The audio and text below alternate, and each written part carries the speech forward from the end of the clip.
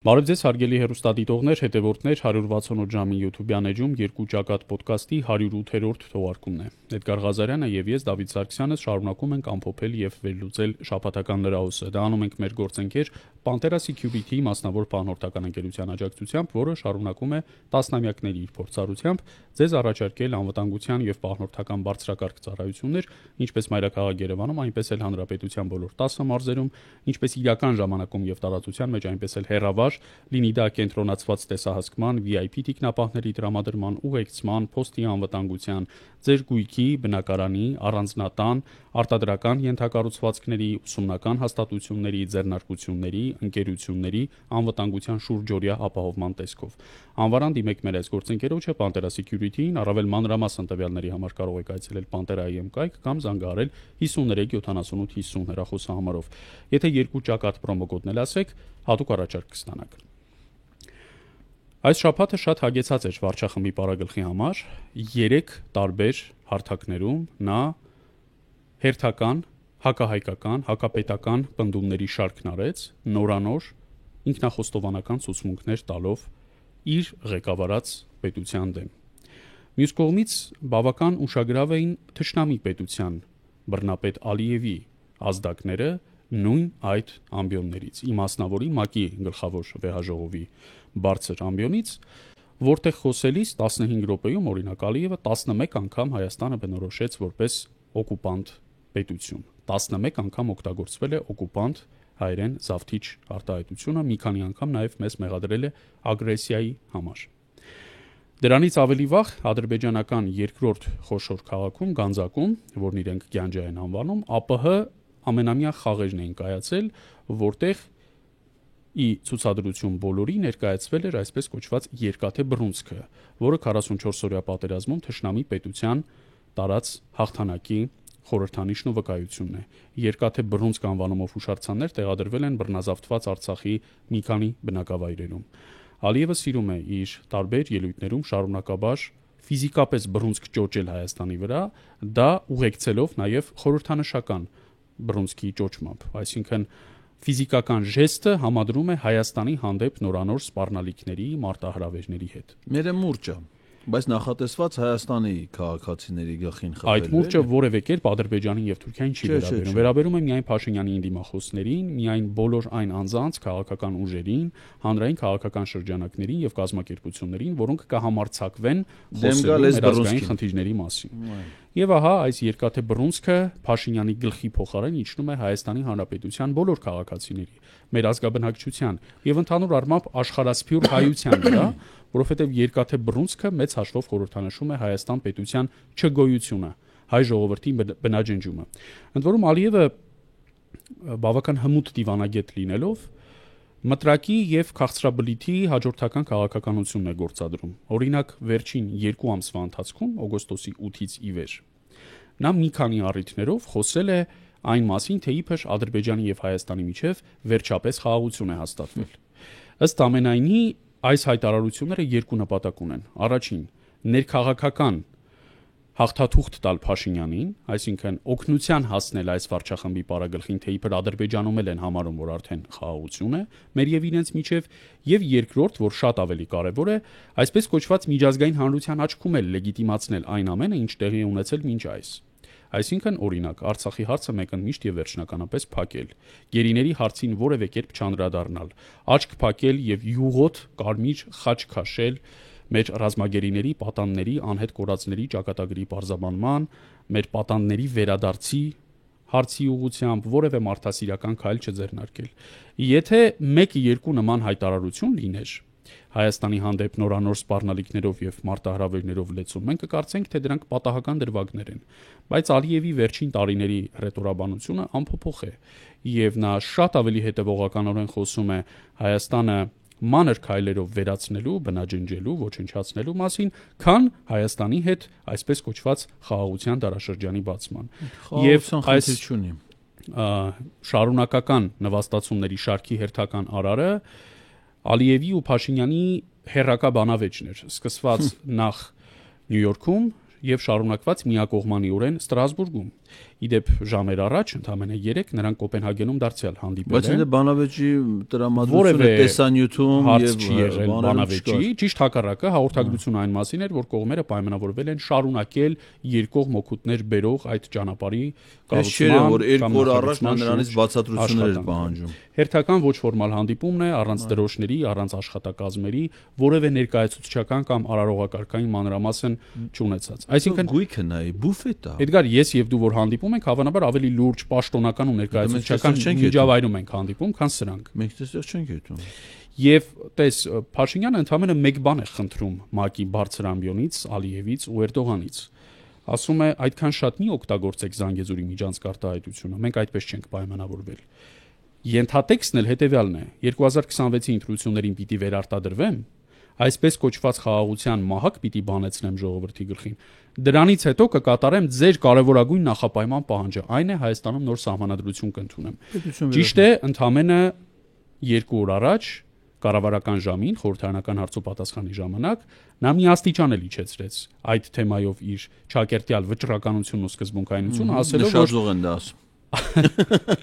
ասելով, որ Ադրբեջանը միևնույն է պիտի շարունակի ասել Զանգեզուրի միջանցք, բայց դա Հայաստանում է նյարդ առաջացնում։ Մենք պիտի հանգիստ նայենք դրան, չէ՞ Ինչ ուզում են դու ասեն։ Ադրբեջանը Ալբերտ Էյնշտեյն կարող է անվանել այդ միջանցքը, հենց այդպիսի տխմար օրինակ էլ բերում է։ Շոպենը լավ։ Այնպես որ մենք շատ հանգիստ ենք վերաբերվում Ադրբեջանում թրիփ կոչեցյալը Զանգեզուրի միջանցք անվանելու փորձերին, շարունակելու ենք այդպես էլ վերաբերվել, իսկ թե որն է դրա բովանդակությունը, դա վաղուց արդեն գաղտնազերծված է եւ պարզ է, որ դա արտատարածքային միջանցք է։ Հիշում ես, որ Ադրբեջանը հարձակում էր Հայաստանի վրա ռազմական գործողություն անում,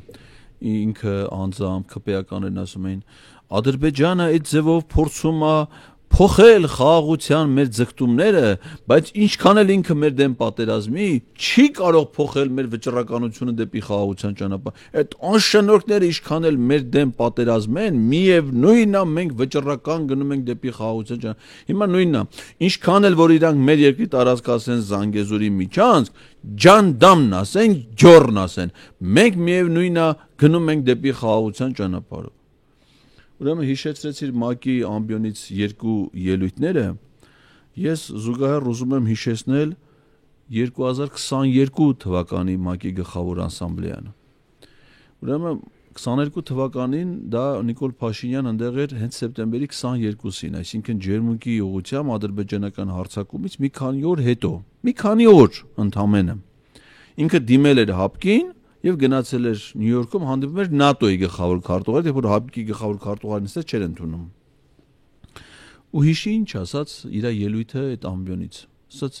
այս բարձր ամբիոնից ես դիմում եմ Ադրբեջանի նախագահին Իլհամ Ալիևին, թող նա ցույց տա այն քարտեզը, որը նա համարում է Հայաստան։ Այսինքն ինքը դիմում է մի պետության ղեկավարի, որը իր կողմից ստորագրած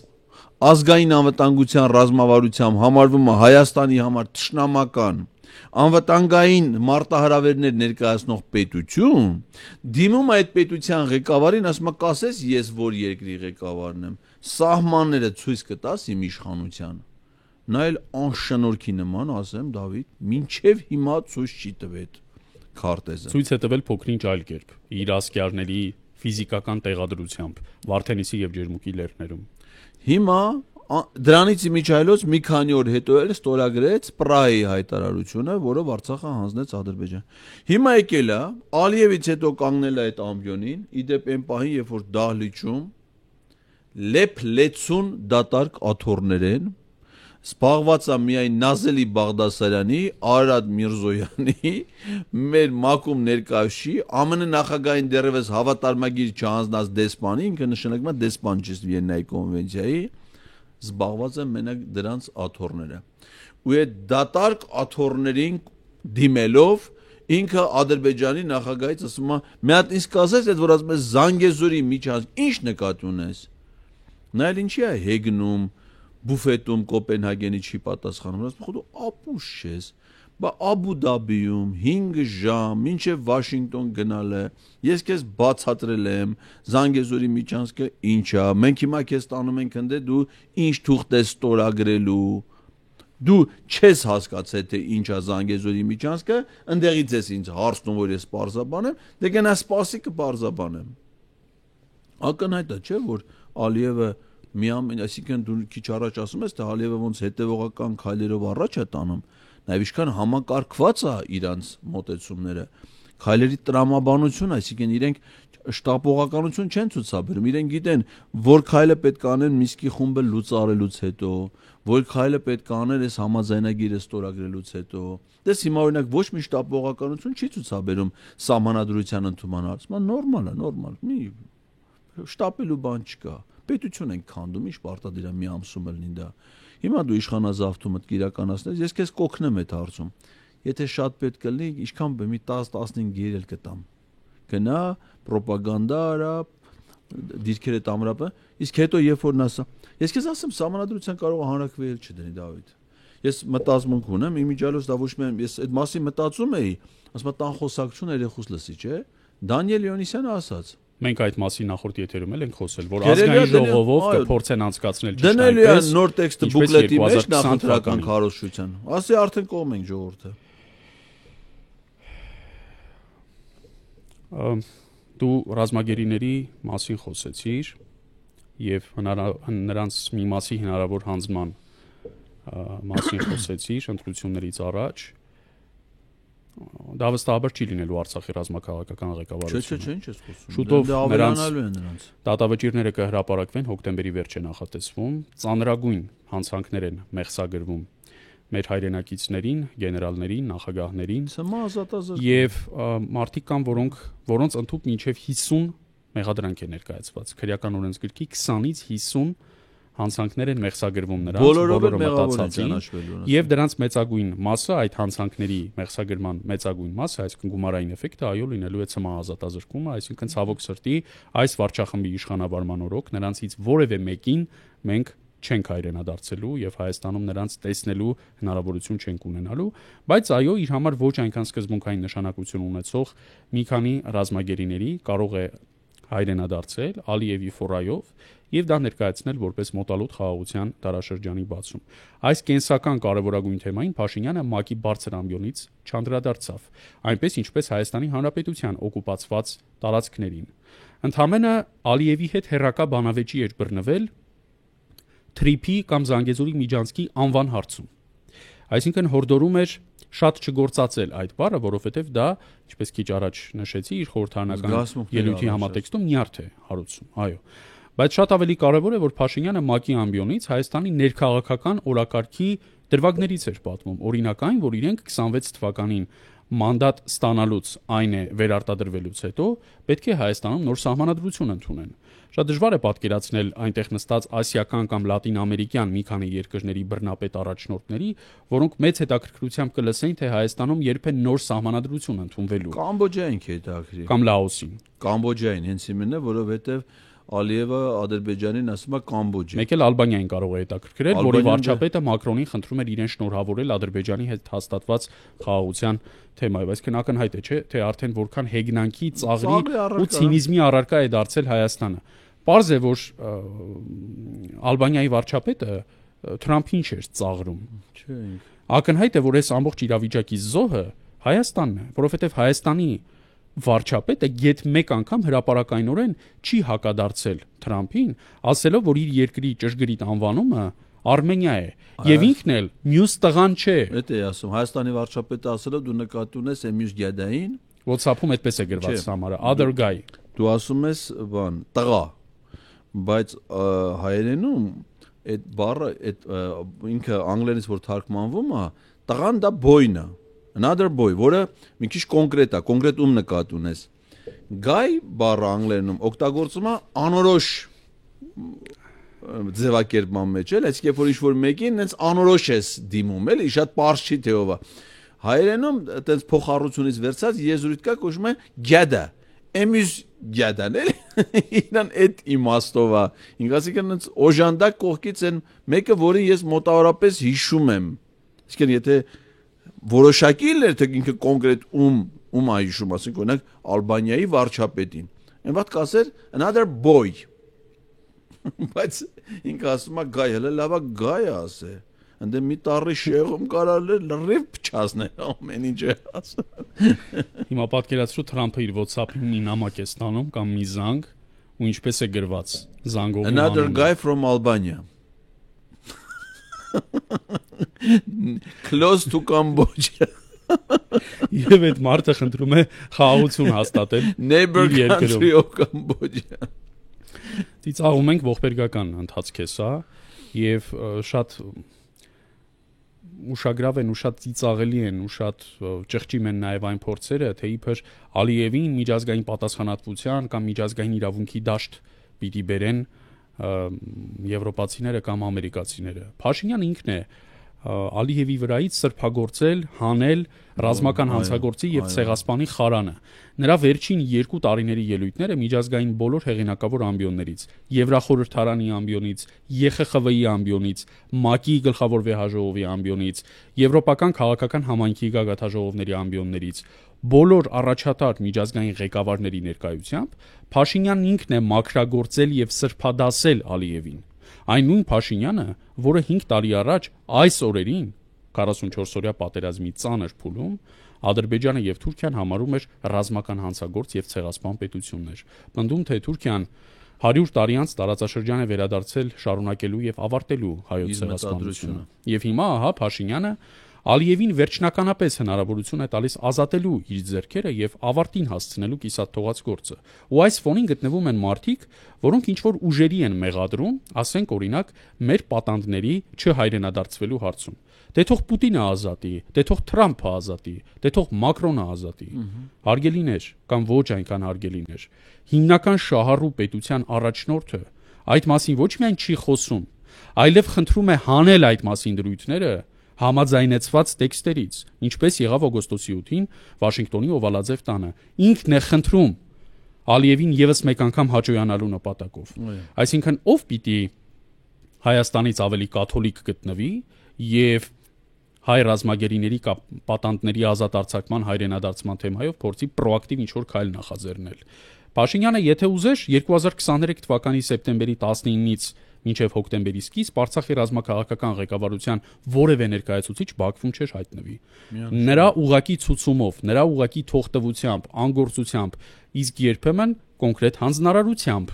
այդ մարդիկ գերեվարվել են։ Օրինակ Արայք Հարությունյանը իր անհետևողական ոչ խելամիտ գործողությունների հետևանքով է գերեվարվել եւ տարվել Բաքու։ Բայց օրինակ Ռուբեն Վարդանյանին, որ իդեպ առաջինն էր, որ գերեվարվեց սեպտեմբերի 27-ին, հակարիք համար Ռուբեն Վարդանյանին եւ այդ պահին նրա վարորդ մեր պաշտպանության բանակի նախկին փոխհրամանատար գեներալ-մայոր Դավիթ Մանուկյանին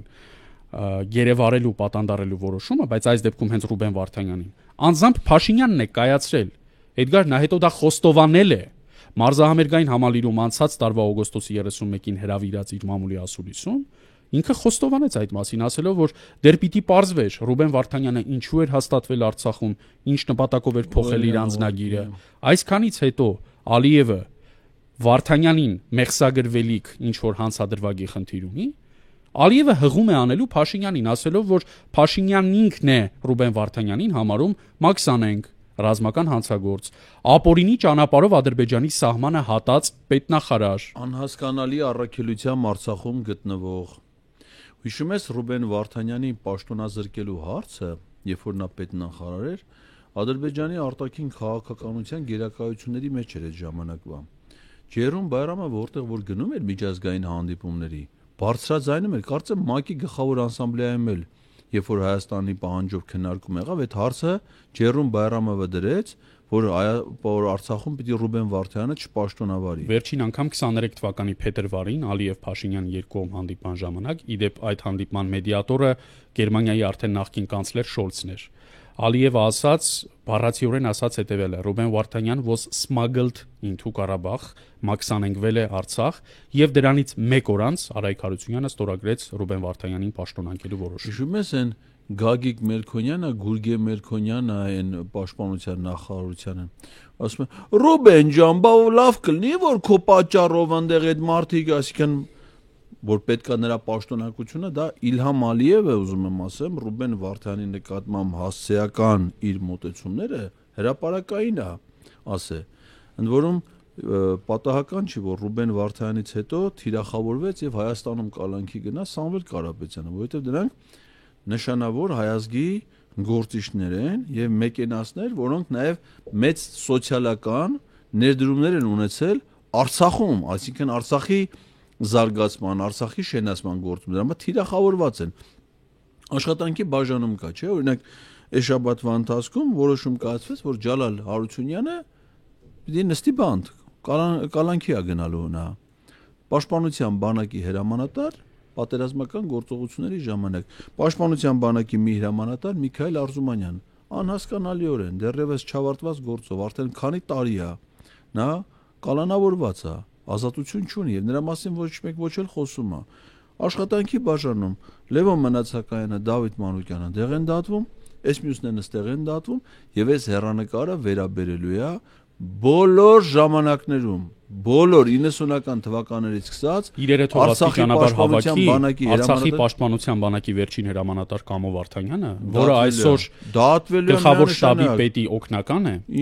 Ջալալ Հարությունյանն էլ անցնող 5 տարիներին մտածում էր, թե ճակատագրի հեգնանքով ինքը այս վարչախմբին ծառայելու, պատերազմի մասին ամբողջ ճշմարտությունը չասելու, լռելու, չբարձրաձայնելու գնով կմնա իշխանության կամ ազատության մեջ։ Արդյունքում ինքը արդեն իշխանության մեջ չի եւ ժամերի ընթացքում ազատության մեջ էլ չի լինի։ Կամո Վարդանյան, նախապատրաստվիր։ Հաջորդը դու ես։ Օնիկը մտածում ես, որ ասենց Իջևանի դաշտերում սարերում անագալու, դատելու է դրան։ Հիշում ես, որ ասում էր մի ժամանակ կար Շուշի ազատաբանը Տշնամուն հանձնելու մեղքը հերթով սաղի վրա բարթելով եթում էր, չէ՞, սկզբից ասած Սերյան Օհանյանն է մեղավոր, Արթուր Վանեցյան, Գագիկ Ծառուկյան ասած մենք ամենասկզբից էր Գագիկ Ծառուկյան ասած մենք Շուշի պաշտպանության գործողությունը վերապահել էին Գագիկ Ծառուկյան 65 տարեկան մարդ ասենք ինչի պետք է Շուշի պաշտպանությունը իր ջոկատին վերապահ ոչ մեկ չգիտեր։ Հետո բերեց հասրեց մինչև Սերյան Օհանյան բանը Օնիկ Գասպարյան ասում են Օնիկ Գասպարյանը երբ որ իր հրաժարականներ պահանջում այդ ժամանակ չի ասացել Օնիկ Գասպարյանը պետք է պատասխան տա թե Շուշին ինչի է հանձնվել այսինքն այդ պատասխանատվությունից իրանք չեն խուսափելու աշխատանքի բաժանումը Դավիթ ջան ինքը սկսել է նախագահներից բանավեճի էր հրավիրում չէ 3 նախագահներին որտեղ Բանտում բանավեճի է հրավիրում, որպեսզի ապացուցի իր նախորդ գրառումներն ինչ էին։ Ինչի են 18 տարեկան երիտասարդները գնացել Արցախ, այնց է ներկայացնում, մոտ որ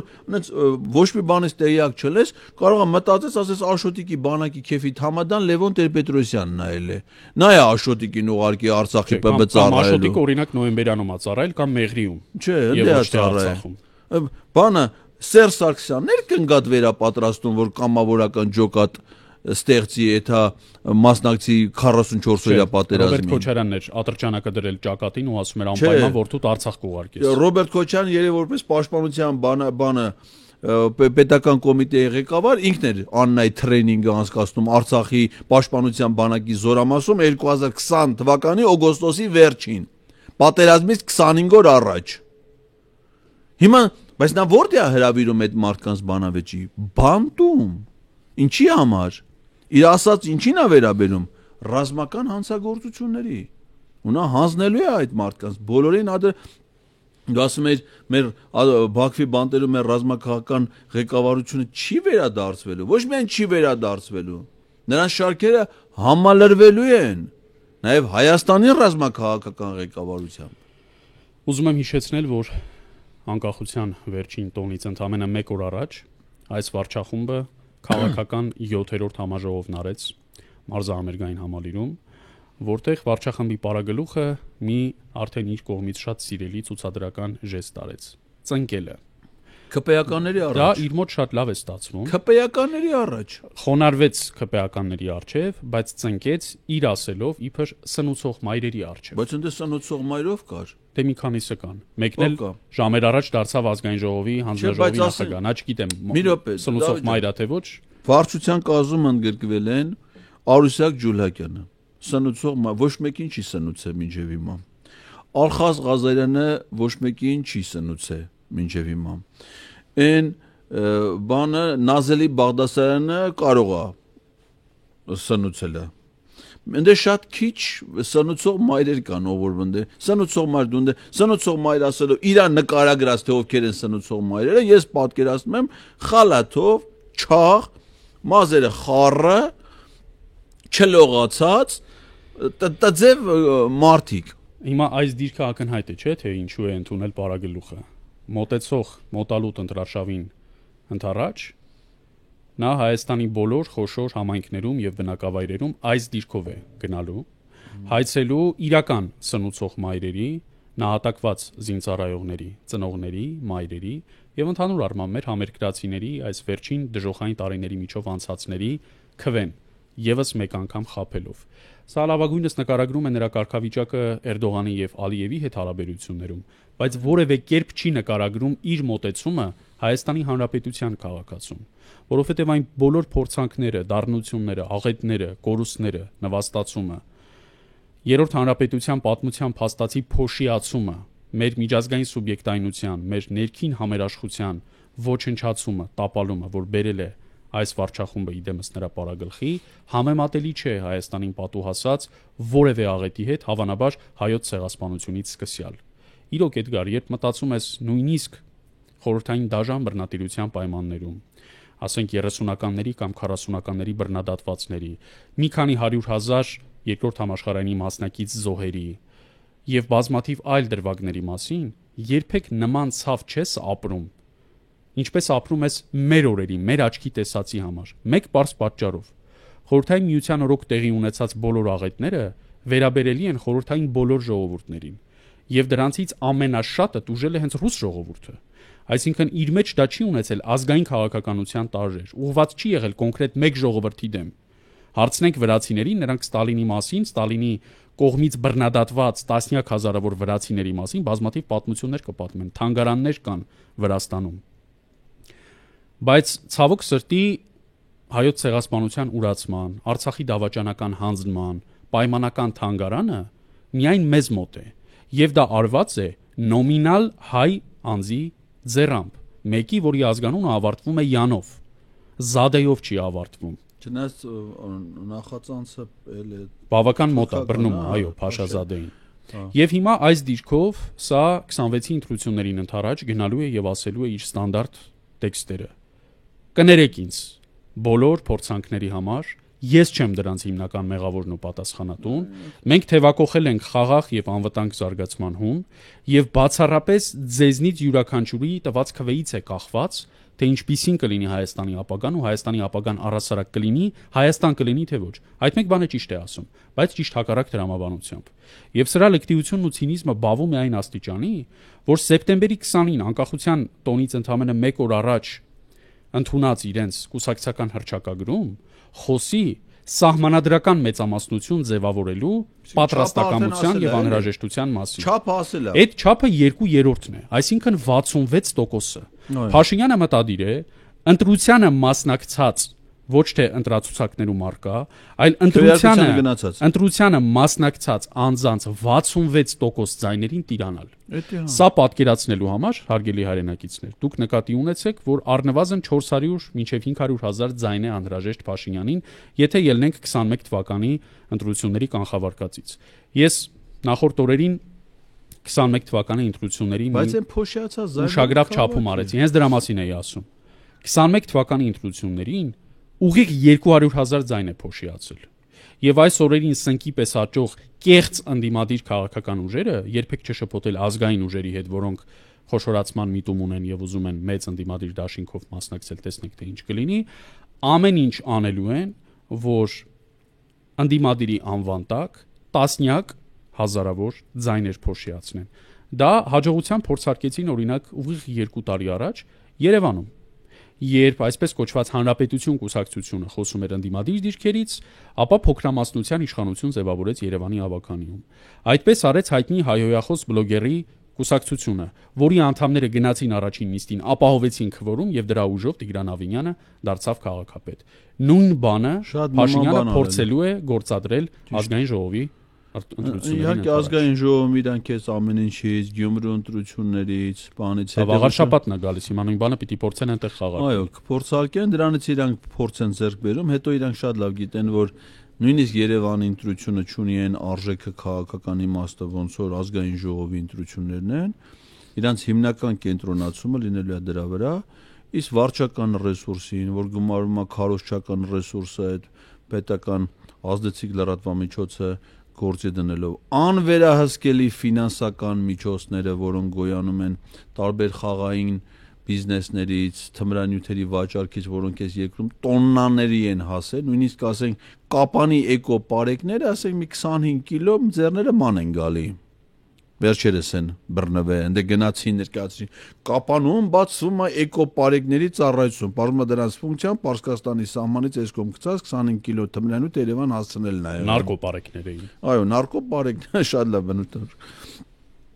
Այդ փողա չէ այդ ամեն ինչը։ Բայց փողը հետո ի՞նչ է դառնալու։ Այդ փողը դառնալու, այդ չեմ ասում այդ օրինական կաշառքները, որ հենց անցնող շաբաթվա ընթացքում ՀՀ մահվան նախարարը բոլոր ժամանակների Արսեն Թորոսյանն ասաց, որ թոշակները եկող տարի արդեն մի 3000 դրամ կբարձրացնեն, թոշակներից հետ անկանխիկ վճարումների գումարներ հետ կտան։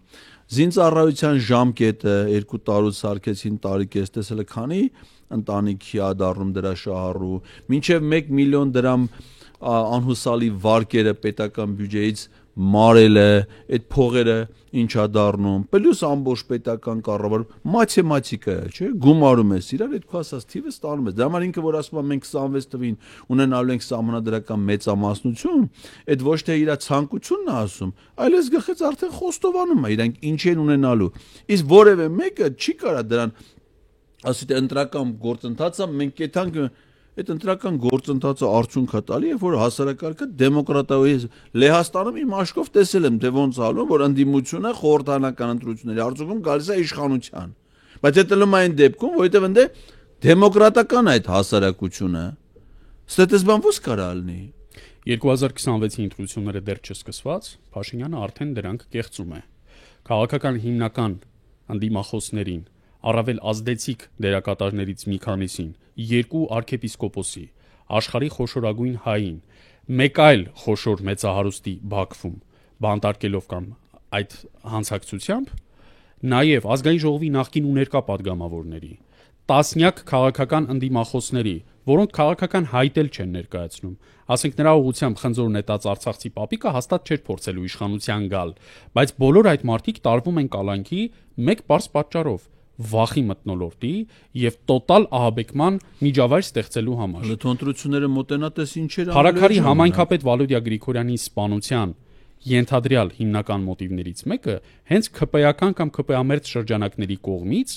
եթե դա վենդետա է եղել, այդ վենդետայի մյուս թևին տաքացնելն է եղել, դրթելն է եղել հանցագործության։ Բոլոր փաստերը դա են վկայում։ Եվ այստեղ շատ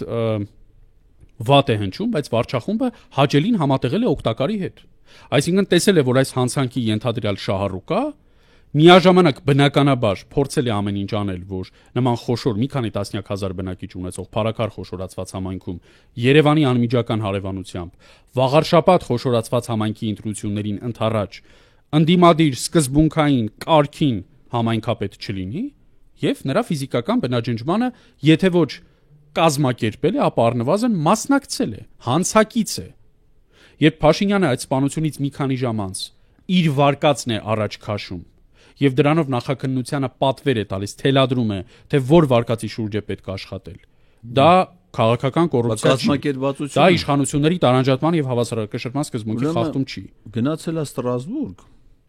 Ստրասբուրգում ասենք այցելություն ընդհանրապես երբ որ ճեպազրույցներ են տալի որևէ առիթով, ճեպազրույցը ունենում է թեմատիկ ուղղվածություն, այսինքն դու հիմա գտնվում ես կառավարության նիստում, չէ, կառավարության նիստից հետո ճեպազրույցներ։ Օրինակ ազգային ժողովում լինում է, չէ, ամեն մի նստաշրջանի ավարտից հետո խմբակցությունների ճեպազրույցներ։ Այդ իմաստը որն է, որ падգամավորները խոսեն ավարտված նիստի քննարկված հարցերի, իրանց դիրքորոշումների, այսինքն թեմատիկ ուղղվածություն։ Ստրասբուրգում գնացել է 3 հատ հայ լրագրողի ճեպազրույց է տալի, անդրադառնում է փարաքարի դեպքերին, իր վարկածն է առաջ բերում, Նույն օրը երեկոյան քննչական կոմիտեի ղեկավարը հրավիրում է հանրային հեռուստաընկերություն Պետրոս Ղազարյանի հյուր։ Բայց նույն Պետրոս Ղազարյանը ցավոք Մերձավան եւ Փարաքար համայնքները այդպես էլ չտարբերեց։ Նա Չի մանում, որ Մերձավանը բնակավայր է Փարաքար խոշորացված համայնքի կազում։ Դե ինքը ժամանակ չի ունի, Պետրոսը այտենց լավ չի ինքը իր նեղություն չի ուզում տա, էլի մի քիչ աշխատի, մտածում է, որ կարող է ուղեղի կուսությունը դրանից վնասի։ Ընդ աղջիկներ կան իրան օգնական, գրում տալիս են, նույնիսկ ալարում այդ գրածը կարդա մի հատ, որ բանանի դրա համար հայտնվել էր այդ վիճակում։ Իհարկե դրա մշակումը նախատեսված է եկող շաբաթ, բայց տրամաբանական կապը, իդեպ այդ նույն տրամաբանական կապը կար Սուրմալուի դեպքի ժամանակ։ Պայթունը եղավ, անմիջապես Նիկոլ Փաշինյանը ասաց, պետք է բացառել ահաբեկչության վարկածը։ Թե ինչի չգիտեմ, պիտի բացառել։ Ազատ գյուղի միջադեպը։ Ազատ գյուղի կացարան։ Գիշերը ժամը 1:30 ողբերգություն եղել է, առավոտը ժամը 11-ին կառավարության նիստում ընենց է պատմում։ Ականատեսել էր, կարող եմ երկու բան մոռացածել էր։ 5 լիտրանոց բենզինի կանես, 5 լիտրանոց, չի ասում 3, 20 5 լիտրանոց բենզինի կանեստրով բերել են, լցրել են, ականատեսել էր, կարող է այտենց մանրամասը չպատմեր։ Մինչև հիմա ծնողների դժգոհությունը վրդովմունքը ինչից է, որ գործ ուղարկել են դատարան, վարչապետի նախանշած սցենարից չեն կարող դուրս գան իրավապահները ու իրական բացահայտում անեն այդ ողբերգության։ Ամբողջ միջին շերտը ՊԲ-ի չէ, մեր բանակային կորպուսի պաշտոնազրկեցին առանց ծառայողական քննությունների, ոչ մի քաղաքական պաշտոնյա դրա համար պատասխանատվության չի ենթարկվել։ Այս շաբաթվա ընթացքում էլ ասեցին, ԱԱԾ մարզային վարչության պետը ազատվել է աշխատանքից, քննչական կոմիտեի ղեկավարն ազատվել է, մարզային քրեական վարչության պետ, բայց չհասկացանք, բայց նախարարը ներքին գործերի։ Այսինքն, եթե դու քաղաքական պաշտոն ես զբաղեցնում, պատասխանատվության չես ենթարկվում։ Արմավիրի մարզպետը դեպքից հաջորդ օրն ասում է, սա քաղաքական պատվեր չի։ Դե դու ինչ գիտես դա քաղաքական պատվեր է, թե քաղաքական պատվեր չի։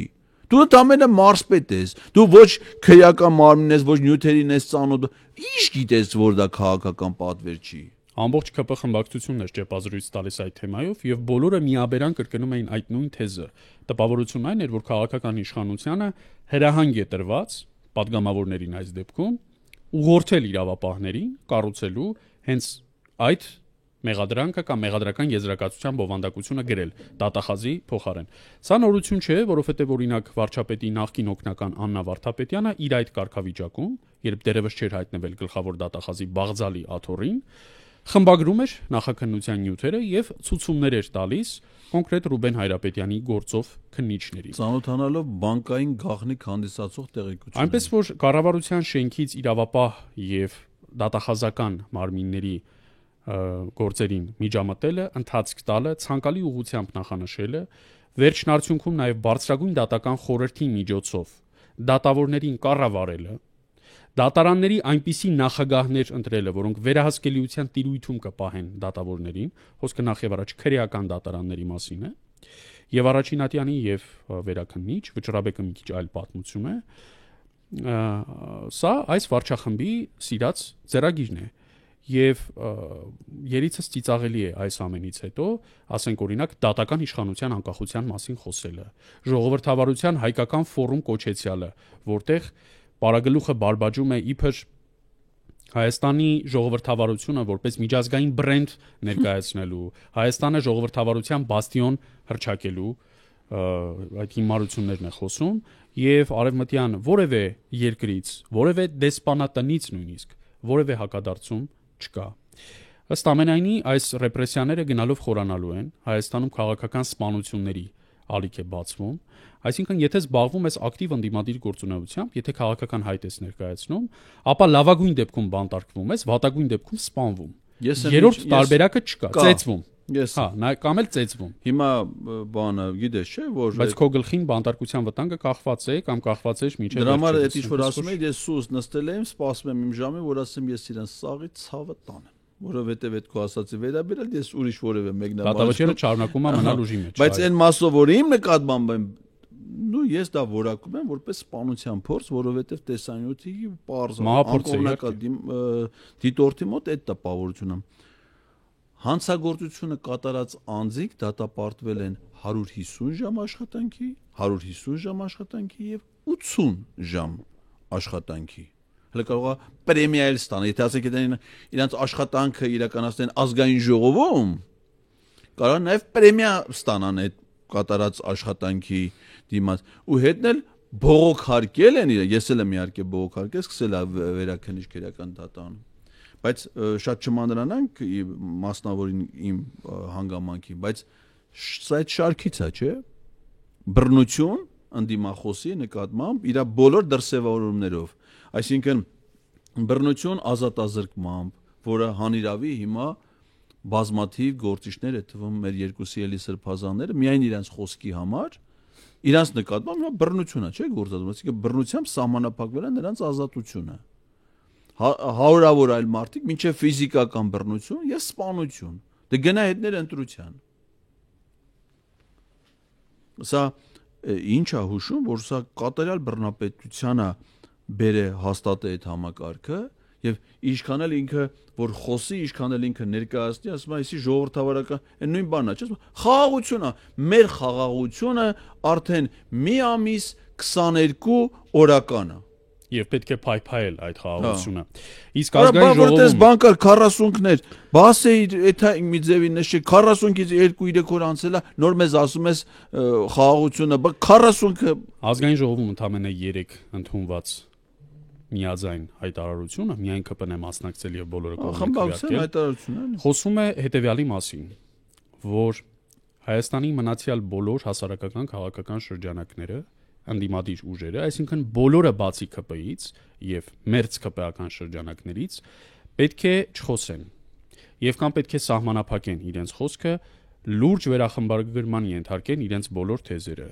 որովհետեւ այնտեղ ասվում է, որ խաղաղության տրամաբանությունը եւ խաղաղության մթնոլորտը կասկածի տակ դնող որևէ կոնֆրոնտացիոն խոսույթ չի հանդուրժվելու ոչ Հայաստանում, ոչ էլ Ադրբեջանում։ Ես տվյալներ ունեմ, որ Ադրբեջանում Միլի Մեջլիսում այս հայտարարության ընդունումից հետո հատուկ նիստ է հրավիրվել եւ նրանք շտաբ կարգով հիմա փորձում են միջոցառումներ ձեռք առնել, որ այլևս որևէ կերպ Ղարաբաղը Ադրբեջանի կազմում ճանաչող հայտարարություն չանեն, Զանգեզուրի միջանցք արտահայտությունը չգործածեն, հրատապ կարգով վերադարձնեն մեր պատանդներին եւ կատարեն հայկական կողմի բոլոր նախապայմանները։ Այս հեգնանքը իհարկե տեղին է մեկ պարզ պատճառով։ Այդտեղ Ադրբեջան բառը գրված է ընդամենը ճակերտյալ կամ թվացial բալանսը հավասարակշռությունը պահելու համար։ Իսկ իրականում, այո, ԿՊ խմբակցության կողմից որպես խմբակցության հայտարարություն, ազգային ժողովի հայտարարության ձևաչափով հրամցված տեքստը մեկ բանի մասին է, որ Հայաստանի բոլոր հասարակական քաղաքական ուժերը, մտավորականությունը, մասնագիտական շրջանակները, ընդդիմադիր գործիչները այսուհետ ենթարկվելու են գրաքննության եւ բացառված չէ քրեական պատասխանատվության։ Այսպես կոչված խաղաղության պայմանագրի տեքստի դրույթներից մեկը հենց դրան էլ վերաբերում է, որ պետք է վրեժխնդրությունը բացառող միջավայր ստեղծել եւ վարչախումբը շատ մեծ պատրաստակամությամբ դերևս ազգային ժողովի հայտարարության մակարդակում է նման տեքստ ընդունում, շուտով հավանաբար նաև քրեական օրենսգրքում կանեն փոփոխություն։ Իդեպ նախորդի ազգային ժողովի օրակարգում լիագումար նիստերի մեկ այլ նախագիծ էլ կար Հայաստան խմբակցության կողմից առաջարկված։ Դրանից 2 տարի առաջ հայակվե քաղաքացիական նախաձեռնություններ նույն տեքստը բերել։ Այն է քրեականացնել հայոց ցեղասպանության շղթումը։ Իդեպ շատ աբսուրդային է Էդգար, որ աշխարհի 4 երկրում, այդ թվում Ֆրանսիայում եւ Շվեյցարիայում կա նման օրենք, եւ ուզում եմ հիշեցնել, որ Դողուփերինչեկը Միեդում հայտնվել էր հենց այդ օրենքը խախտելու համար, հայոց ցեղասպանության պատմական եղելությունը կասկածի տակ դնելու համար։ Իսկ Հայաստանի Հանրապետությունում որպես այս թեմայի թիվ 1 շահառու, այդ օրենքը ոչ միայն չկա, այլև այդ օրենքի նախագիծը արդեն երկրորդ անգամ անընդմեջ տորպեդահարվում եւ մերժվում է այս վարչախմբի կողմից։ Իսկ հայակվեի նախաձեռնությունը դեմ քվեարկեցին, որ նույնիսկ լիագումար նիստերի օրակարգ հանձնաժողովում տվին բացասական եզրակացություն։ Հանձնաժողովում տվին բացասական եզրակացություն, բացասական եզրակացությամբ նախագծերներ պիտի ազգային ժողովի որոշմամբ որոշվի, օրակարգ մտնի թե չէ։ Դրեցին քվեարկության, դեմ քվեարկեցին, որ նույնիսկ օրակարգ չէ, այսինքն իրենք ասում են այս դահլիճում Այդ արտահայտությունը պիտի քննարկվի, ոչ միայն մենք քննարկումից հետո դեմ կլնենք, այլ նույնիսկ պիտի չքննարկվի, ընդ որում մի նախաձեռնություն, որի տակ ստորագրել է 58,000 Հայաստանի քաղաքացի, որոնց առաջ իրանք իբր խոնարհվում են, որոնց իբր իրանք կարևորում են, ասում են, էսի ժողովրդավարական երկիր է, 58,000 քաղաքացի Հայաստանի պատմության մեջ առաջին անգամ քաղաքացիական նախաձեռնությամբ օրենքի նախագծի հեղինակը նույնիսկ չեն քննարկում։ Այսինքն լուլուն ասում է, որ դա հարմար չի, որ քննարկեն։ Ալփի Դավոյանը հարմար չի գտնում, որ դա քննարկամ Ալման Եղոյանը։ Նույնիսկ չեն ուզում մտցնեն, որ հասկանում ես, սա ինչ վերաբերմունք է։ Իսկ Ադրբեջանը հաջող փաստաթղթերը տեսես ավոն, հենա տես ոնց վավերացրեցին Հայաստանի եւ Ադրբեջանի սահմանային հանձնաժողովների կանոնակարգը, կանգնեց էդի մի վարկյան այդ նախագիծը։ Արագ, շատ որում մի փաստաթուղթ, որ Ադրբեջանում տենց է չվավերացվեց։ Այդ փաստաթուղթը Հայաստանում էլ վավերացման ենթակա չէր։ Այդ փաստաթղթի ինչը վավերացնեց, որ կանոնակարգն է վավերացվում։ Ոչ մի։ Այդ կանոնակարգի վավերացման ընթացակարգը բացառապես մեկ նպատակով էր արված՝ կասկածի տակ դնելու անկախության հռչակագիրը, ինչը եւ արվեց։ Ինչի համար դա։ Բայց ամբողջությամբ դա արված չի։ Արված է մասնակիորեն, իսկ Ալիևը պահանջում է դա անել ամբողջությամբ։ Նոր սահմանադրություն ընդունել։ Դրա համար Հիկմետ Հաջիևն ասում է, չէ, որ մենք այդ հարցում չենք ուզում բանակցենք Նիկոլ Փաշինյանին։ Ամբողջ հայ ժողովրդի։ Հայ ժողովուրդ կեթակ, հանրակրվի կանեք, ամբողջ ժողովրդով ձեր պետությունը կլուծարեք։ Հիմա էլ ասում են, չէ, 4-րդ համարակալել էր մեր կլուծարեք, իսկ որ լուծարվի, ով ասում որ դրանից հետո պետություն է ստեղծվելու։ Այդ հանրապետությունը որ լուծարվավ, այդ հանրակրվեն որ եղավ։ Էլ այդ խաղաղության համաձայնագիրը ստորագրել չի լինելու, որովհետև ստորագրող սուբյեկտներից մեկը, որը նախաստորագրել է, վերացել է։ Հետևաբար այդ փաստաթուղթը, այսինքն, այստեղ հաստատվելու է ադրբեջանական իշխանություն։ Էտա դրա հեռանկարը մեզ սպասում։ Բայց մասնավոր պահնորդական ծառայությունները այդ ընթացքում կհասցնեն իրենց բուն գործառույթը կատարել եւ ապահովել մեր քաղաքացիների անվտանգությունը։ Եթե պետությունը լուծարվավ, իրանք էլ ոչ մի բան չեն կարանան։ Բայց քանի պետությունը չի լուծարվել, ուրեմն պետքա մարդիկ իրանց հույսը դնեն միայն Pantera Security մասնավոր պահնորդական կազմակերպության վրա, որովհետեւ այդ կազմակերպությունը երաշխիք է, որ այն գույքը, այն արժեքավորը, որ մարդիկ կյանքում ձեռք են բերում, իսկ մարդիկ ինչ որ ձեռք են բերում մեծ դժվարությամբ։ Իսկ մեծ դժվարությամբ ձեռք բերված գույքը պատշաճ պահպանության կարիք ունի եւ սովորական մարդիկ չեն կարող իրենց գույքը պաշտպանել ոտնձգություններից, հարձակումներից, գողություններից եւ պետք է չի իրավապահ մարմիններին հասցնել այդ ամեն ինչը, եթե հնարավոր է մասնավոր հիմունքներով կազմակերպել գույքի, միջոցների, առևտրային տարածքների, ուսումնական հաստատությունների, մասնավոր տների, առանձնատների, երբեմն լինում են մարդիկ, ովքեր որ ապրում են հատկապես Հայաստանի պարագայում կա, ապրում են արտերկրում, բայց այդտեղ ունեն սեփականություն եւ պետքա երաշխավորված լինեն, որ այդ սեփականությունը պատշաճ պահպանվում է եւ իրենք Հայաստան գալուց այն կտեսնեն այնպես, ինչպես հեռանալուց։ Իսկ այդպիսի ծառայությունները բարձր որակով կազմակերպվում է Pantera Security մասնավոր պահնորդական կազմակերպությունը, որի ծառայությունների մասին տեղեկությունները հնարավոր է ձեռք բերել նաև pantera.am կայքից համագործակցության համար զանգահարելով 010 53 78 50 հեռախոսահամարով 2 ճակատ պրոմոկոդով ստանալով լրացուցիչ առաջարկներ։ Այսքանը հարգելի հեռուստադիտողներ, հետևորդներ, սա երկու ճակատ ոդկասթի 108-րդ թողարկումն էր 168 ժամի YouTube-յան էջում։ Էդգար Ղազարյանը եւ ես Դավիթ Սարգսյանը ամփոփեցինք եւ վերլուծեցինք շաբաթական լրահոսը, դա սիրով ձեզ համար կանենք նաեւ մյուս ուրբաթ մեր ավանդական 21-ից 21-ին։ Ցտեսություն։